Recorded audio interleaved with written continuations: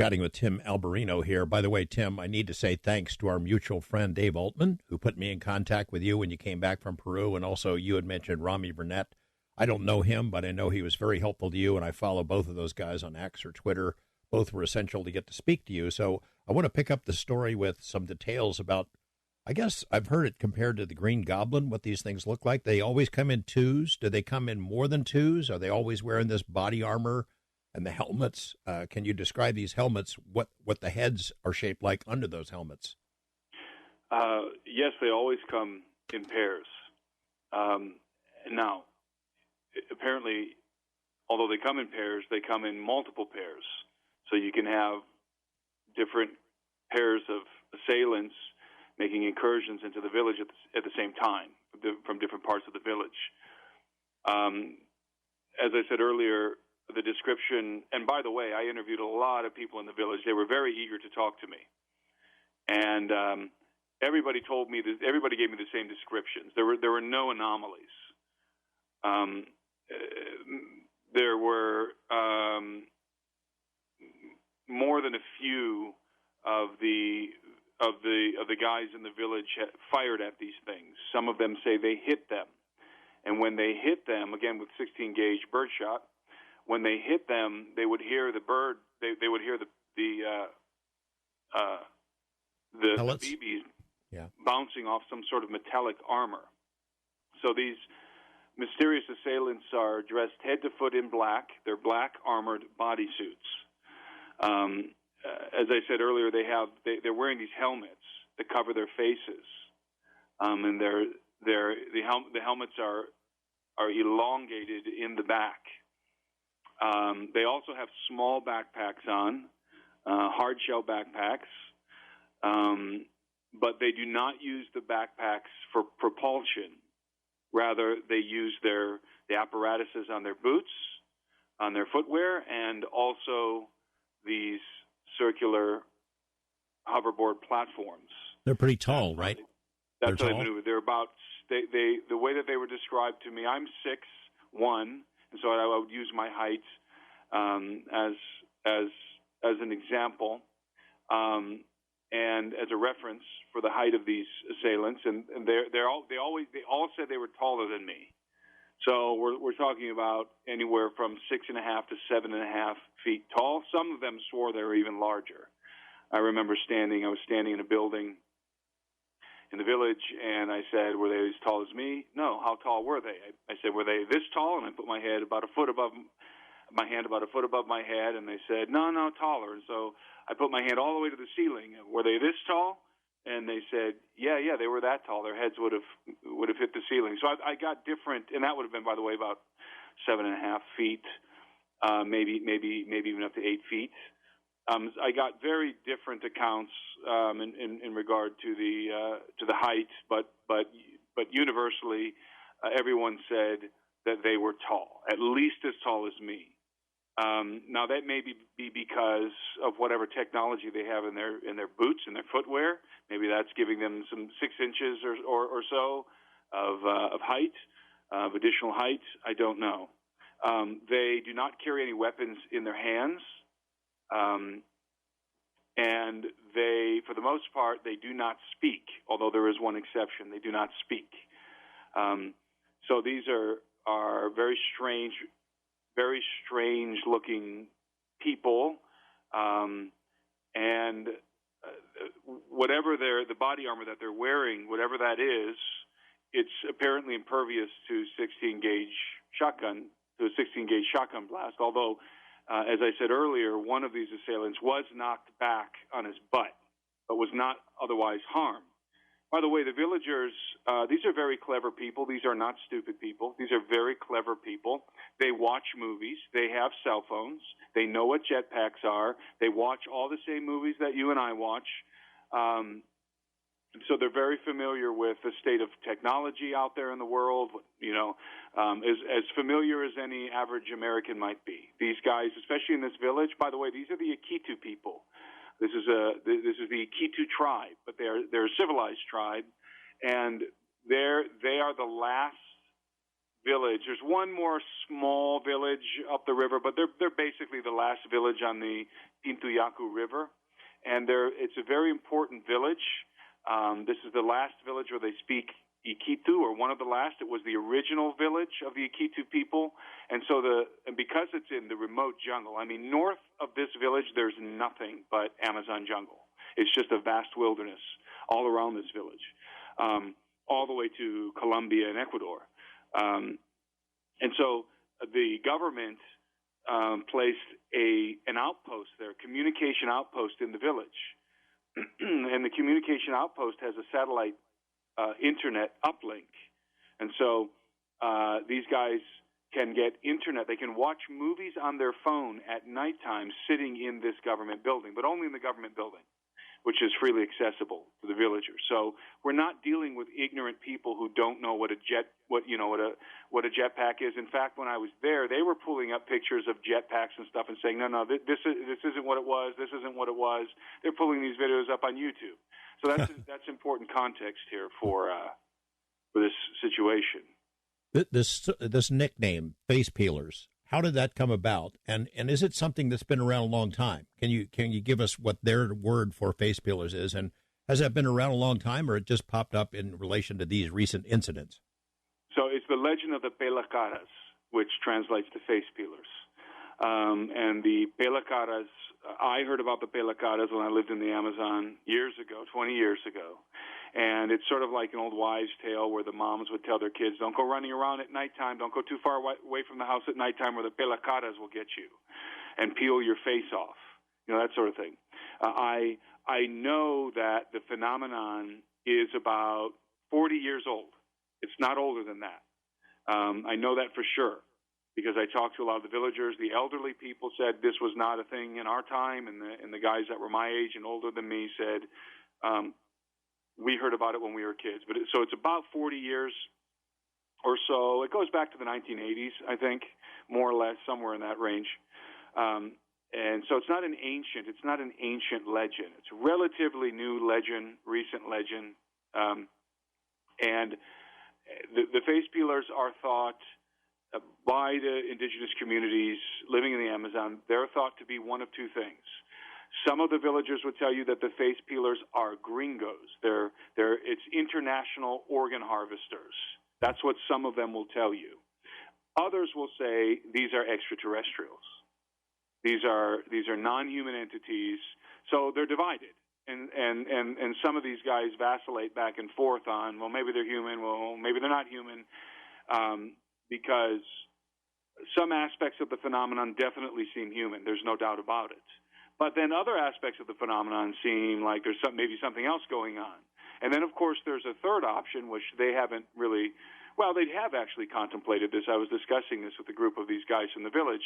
The third option would be it's both. It's both and. It's both a human and non-human phenomenon. In other words, there's some sort of a coordination going on here, some sort of a cooperation between various factions. Now, as I was saying earlier, we were initially nervous about the cartels when we started hearing about these guys wearing armored body suits. But what convinced us that we're not dealing with cartels is when we started to hear all the stories about the craft that accompany the phenomenon. And I really don't know how to describe them except to say that they're UFO type craft. They hover silently over the village. Many of the villagers have encountered. In fact, I had several villagers draw in the dirt. They drew the craft in the dirt. They all drew the exact same thing. And basically what it is it's sort of an acorn-shaped craft. It's wider in the back, and it sort of comes to a point in the front, almost like a delta shape, but rounder than that. It has stubby protrusions on the side, on the fuselage, not wings, just these little stubby protrusions that can fold open. And when they fold open, they deploy a series of rapidly blinking lights. The craft are capable of hovering completely silently. And again, many of the villagers saw these craft hovering 30 feet above the village. One individual, and if you watched, as you've seen in my video on YouTube, one individual actually drew the craft on an acrylic board for me, And he said one day he was out checking his nets at 3 in the morning, and he's checking his nets in the river, and he's pulling his nets up, and suddenly he said it was like somebody turned the lights on. It was like daytime instantly. Everything was lit up like daytime. He said like the sun just came up. And he's looking down in the water as he's pulling his nets up, and he sees this something bright reflecting above him. He looks up, and 30 feet above him is this craft, the one I just described, this acorn-shaped craft. Now, he's looking straight up at it. He's not seeing a side profile or anything. He's looking directly up at it. And he said that it was transparent, as if it had some sort of a mesh around it. And, in fact, he could see two people inside of the craft. One was sort of in the front where the cockpit might be, and another one was in the center of the craft. And he described it in great detail. And the craft had a light on him. It was illuminating him. And he had a good long look at this thing, and then it accelerated and moved off. So, and I asked him, he was very detailed in his description, and it matched what everybody else in the village said. And he said that the craft did not have any propellers, no propulsion system, no conventional propulsion systems to speak of. So it didn't have like jet engines on it, no propellers, nothing like that at all.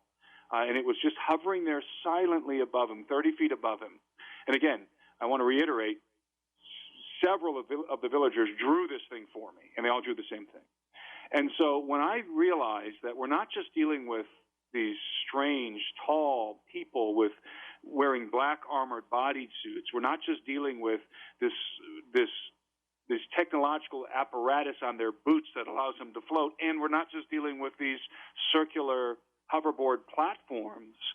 Now we're dealing with advanced aerospace vehicles. UFO-type craft are in the mix and obviously have something to do with the face peeler phenomenon.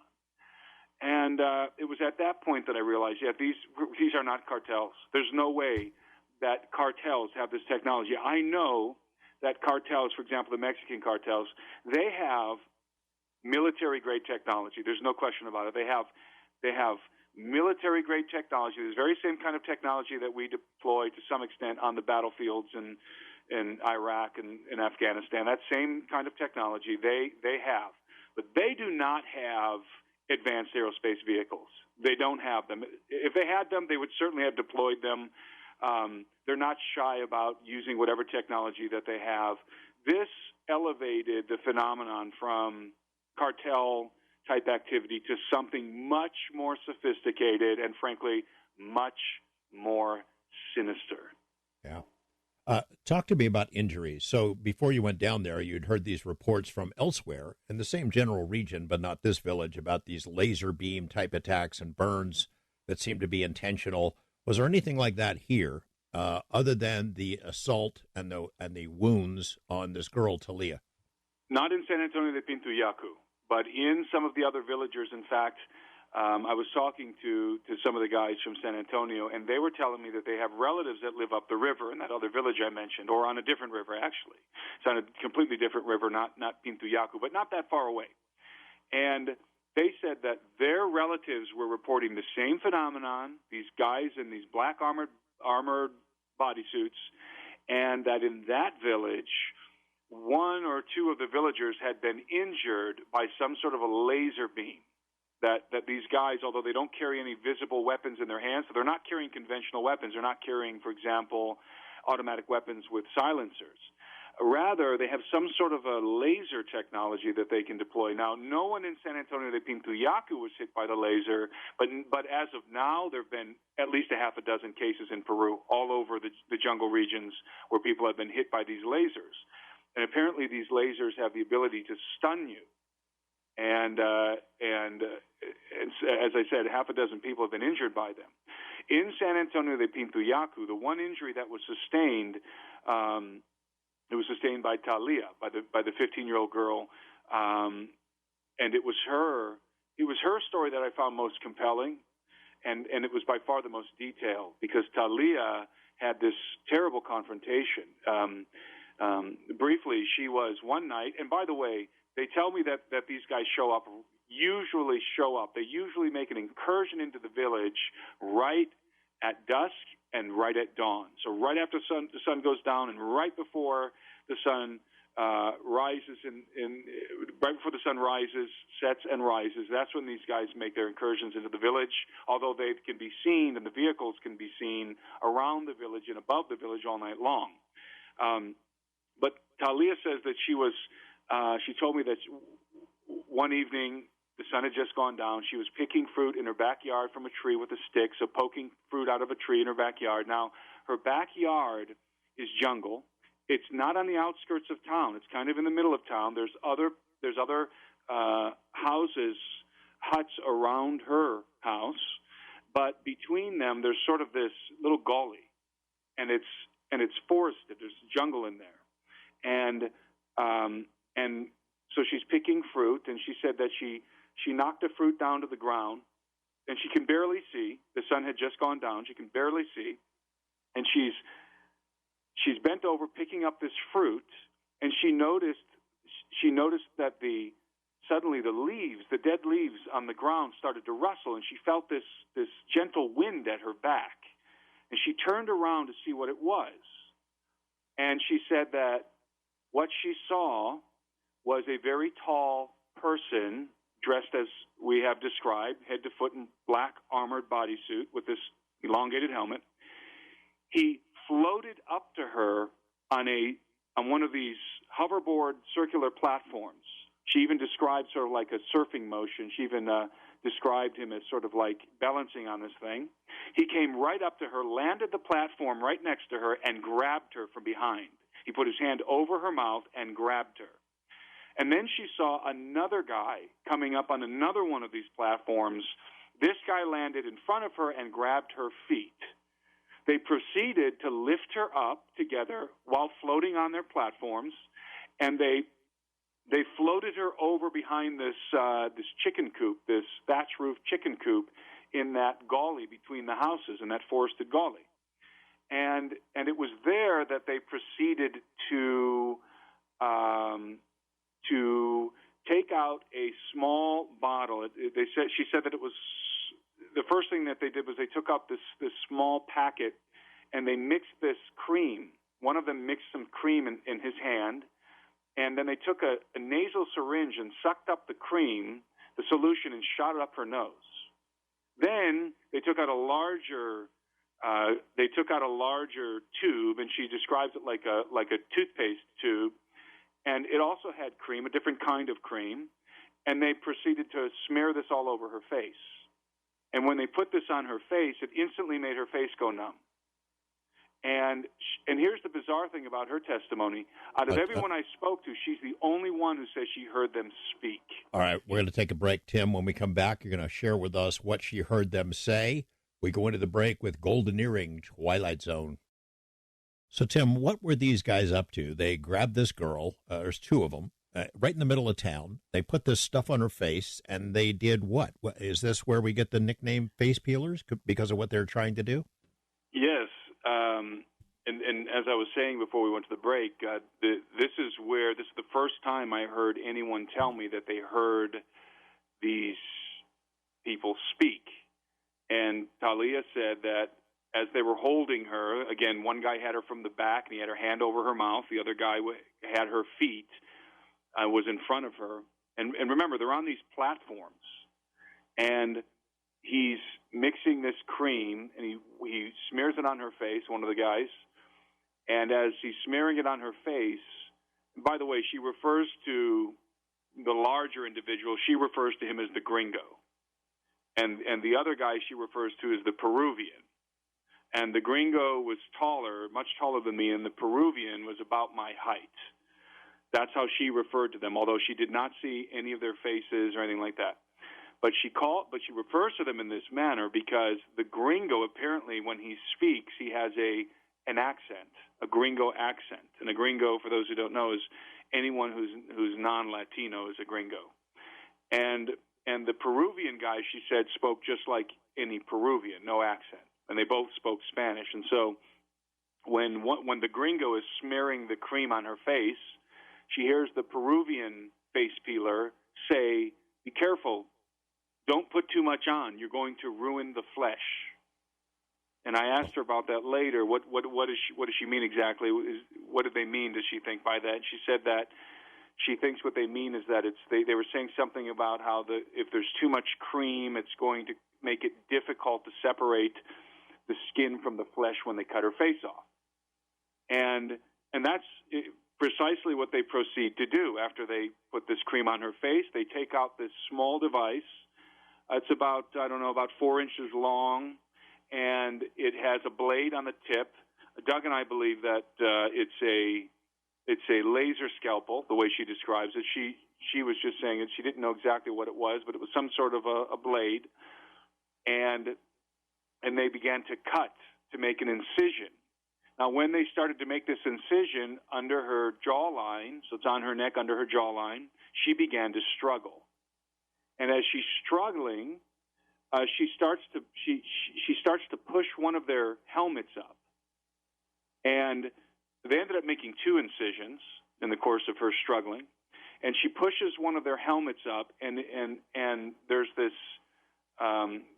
struggle that ensues briefly, and they dropped her.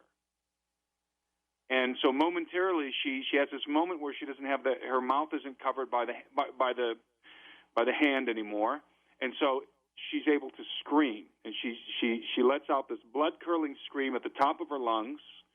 Now, I suppose I should have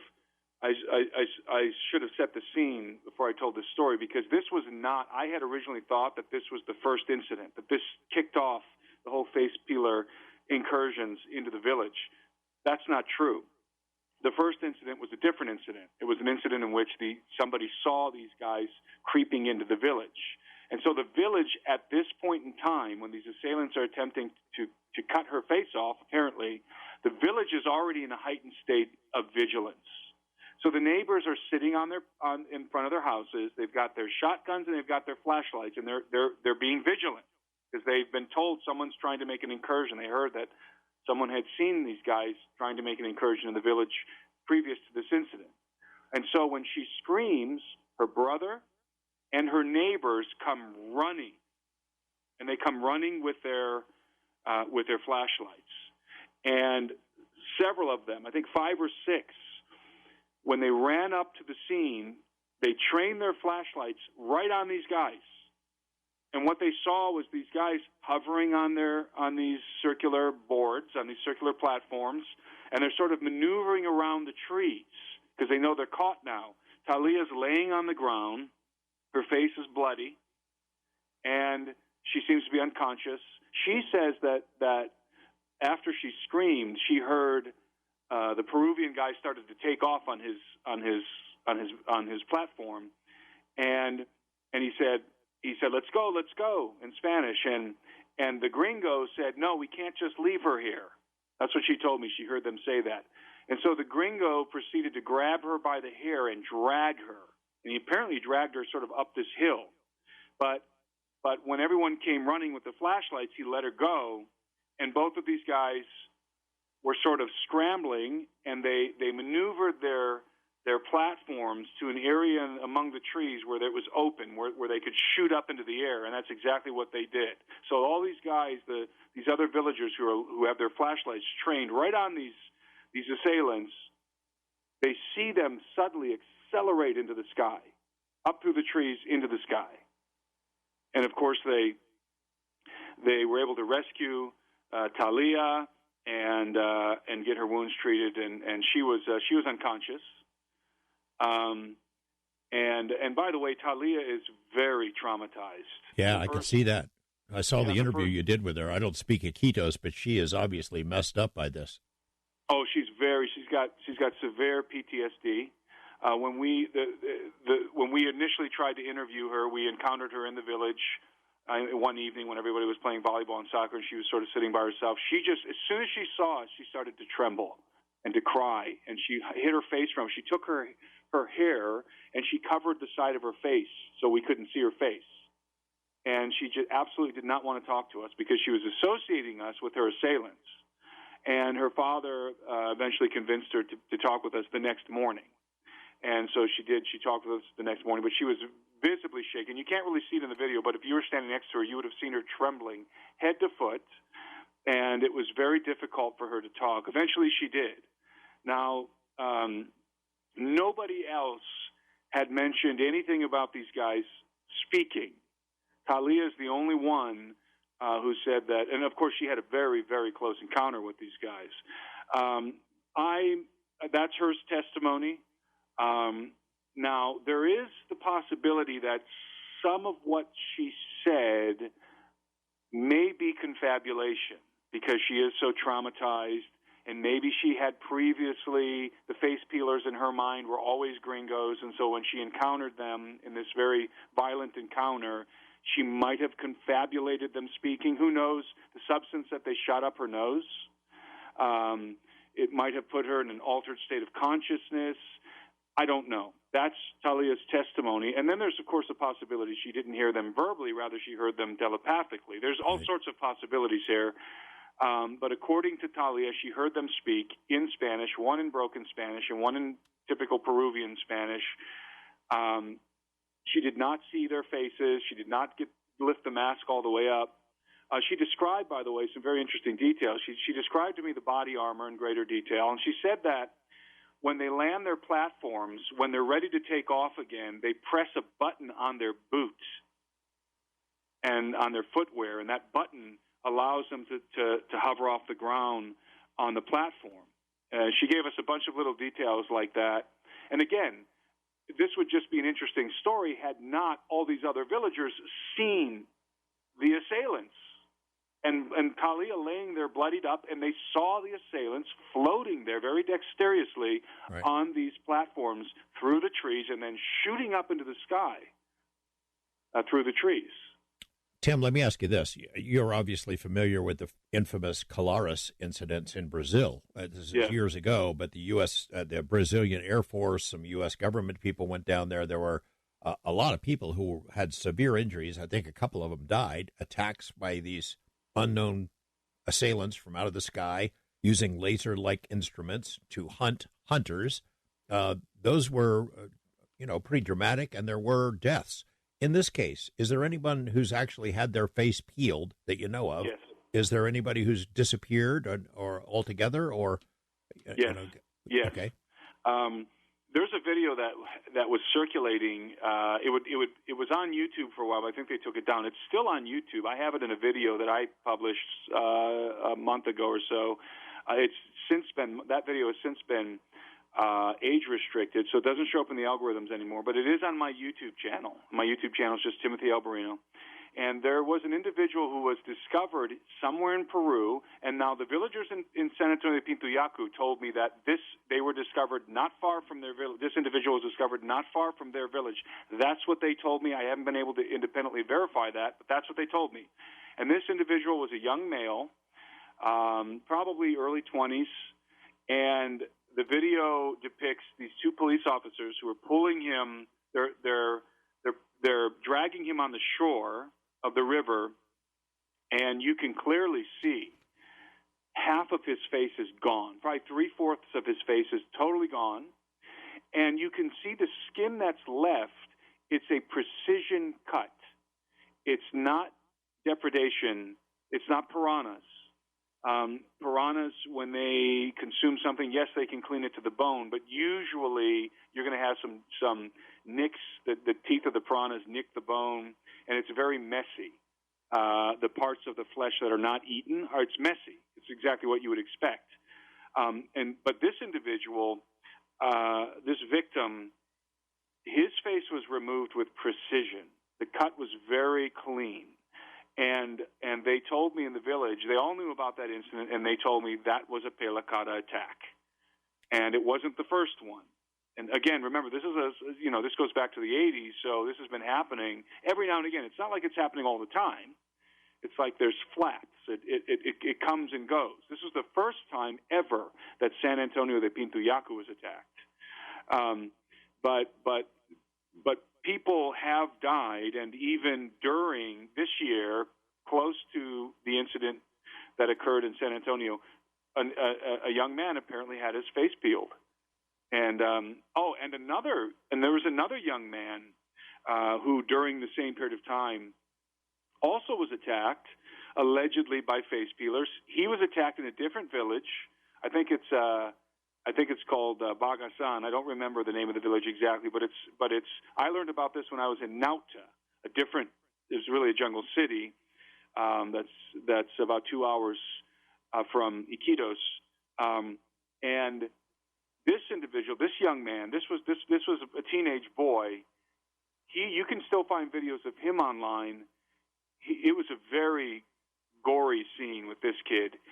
Somebody cut into his neck on both sides, deep wounds. He bled out. It's very graphic, and he nearly died. And he describes the same thing, the same sort of phenomenon. Guys, in armored bodysuits, floating around on these circular hoverboard platforms. And thank God he was able to be rescued and taken to the hospital, and he survived. He survived, but his injuries were very, very graphic. That video is still circulating. Some of it's blurred, but I've actually seen the video of both of those incidents, the unblurred renditions of those videos, and they're both very graphic. So yes, people have died. Now, I don't know for sure if that boy, I haven't been able to interview him, but I don't know if that was a Pelacata attack. That's what everyone says. Everyone tells me that was a Pelacata attack, both in Nauta and in San Antonio de Pintuyacu. You and your colleague, Doug, helped not only with supplies, but you gave them some equipment and some tactical training. Teach these guys how to go out and defend themselves and not shoot themselves in the foot or hurt somebody else. Has there been any incidents since you left? Are you still in touch with them?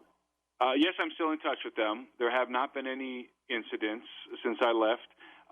So in addition to the rice and beans and bread and all the other stuff and the medical supplies that we brought to the village, we also provisioned them with strategic technology, including very high-powered flashlights, radios. They did not have radios, thermal binoculars, and night vision goggles with recording capabilities.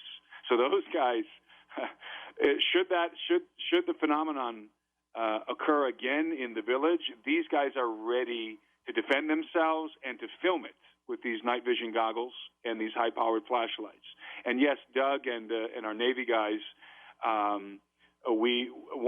one night, we had all of the men who do the patrols come into they call it the Tombo, that government building I talked about earlier, and we drilled them. Doug drilled them on how to march in a column, how to properly handle their firearms, because these guys were just, in the jungle, you go out to these villages, and they're just waving the barrels of their guns all over the place, haphazardly.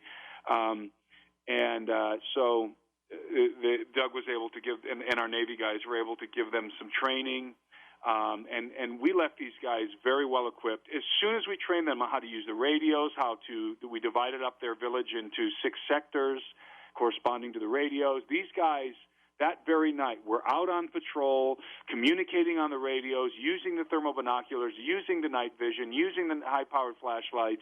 It was pretty remarkable. Those guys, they picked it up really fast, and I'm confident that right now, at this very moment in that village, they're patrolling with this technology, and I'm sure that if the phenomenon happens again, they're gonna capture it with these night vision goggles, and they're going to send me the footage because they have recording capability. The goggles we gave them. So I'm standing by to receive word from the Apu and from the other villagers should something else happen. Could be it. They've just, whoever they are coming out of the sky, they've decided to go peel faces somewhere else where they don't have this kind of tactical capability. Some easy. I imagine so. And we were in the village for 3 days and 2 nights, conducting the investigation, and on the 2 nights, we stayed up till 3:00 in the morning, both nights, ready with. We had a thermal camera. We were well equipped to film the phenomenon. But I think by the time we got there, it probably had moved on. Whatever these things, guys, are. And by the way, there's several possibilities. We could be dealing with human beings, very nefarious human beings in possession of advanced technology. Maybe some sort of deep state entity that's doing harvesting, who knows? Or we could be dealing with non-human beings, or we could be dealing with a combination of both. So I don't know. I suspect that they're human beings with advanced technology. That's my working hypothesis. Wow. Well, Tim, fascinating story. Gosh, I almost wish we had a couple more hours here, but we'll have you come back and talk about it some more. I encourage people to go to your YouTube channel and take a look at this video, because all the stuff that we're describing, the places where these things happen, the drawings of the craft, some artwork where it sure looks like these guys kind of resemble big, tall praying mantises in some of the art that you included in your video. It's great work, great courage. Thanks for filling us in. Can't thank you enough, and hope you'll keep us in the loop in case something else happens down there. Well, thank you so much, George, for having me on. It was my pleasure. We'll talk to you again. That's Tim Alberino. And, folks, we've got links to Tim's contact info on the Coast to Coast website. I encourage you to check that video out on YouTube. It's fascinating stuff. That was one heck of a story. We're going to go into the break now with the B-52's Rome, a story about world travelers who don't actually have to leave home.